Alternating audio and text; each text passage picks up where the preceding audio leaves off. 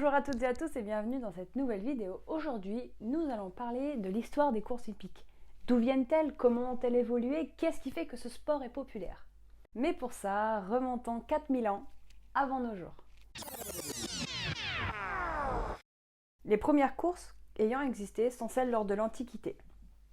Les courses de chars étaient un divertissement populaire où les concurrents luttaient pour la victoire et où tous les coups étaient permis, qui déchaînait une grande exaltation parmi le public.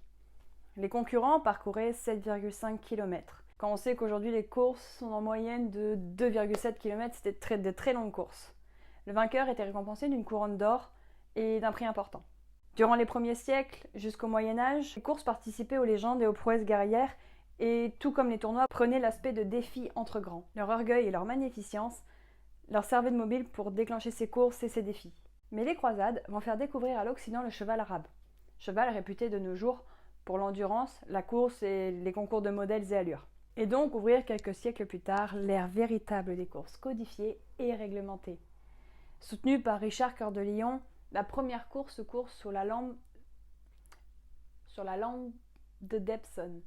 Sur la lande d'Epsom.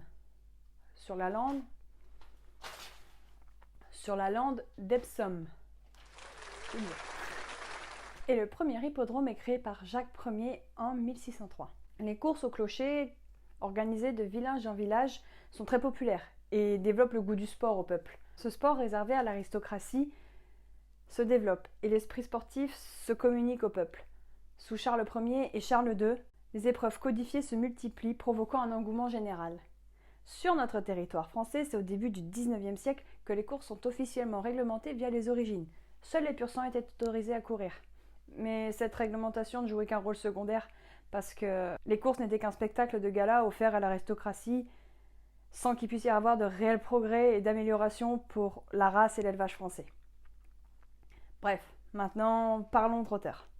Créée par Ephraim Well en 1836, la première course de trot se court sur la plage de Cherbourg et en vue de l'engouement, l'année suivante on courait à Caen, là où est née la société mère.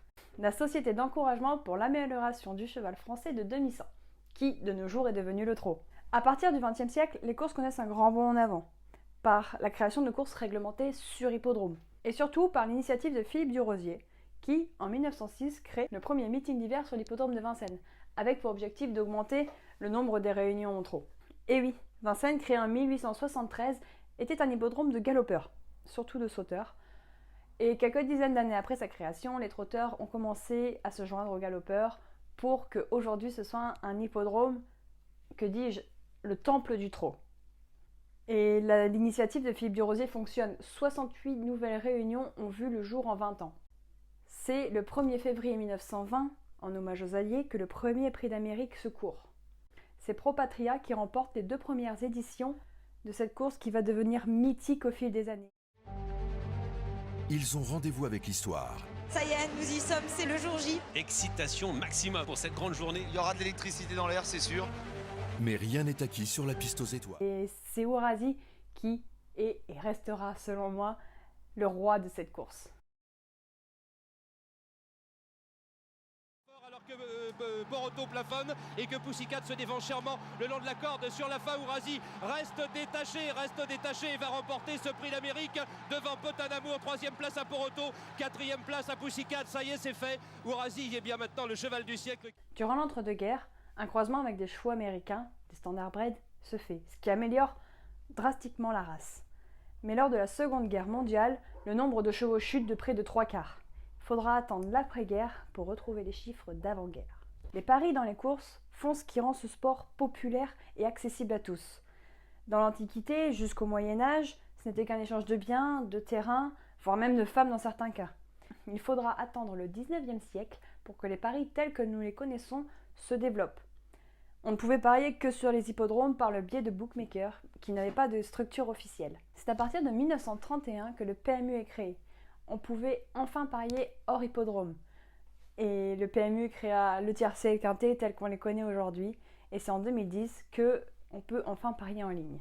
Le trot poursuit son évolution quand en 2008, le trot à poney rejoint les 32 autres disciplines de la FFE où les jeunes de 7 à 15 ans, licenciés, peuvent courir avec des poneys au trot attelé sur les différents hippodromes français.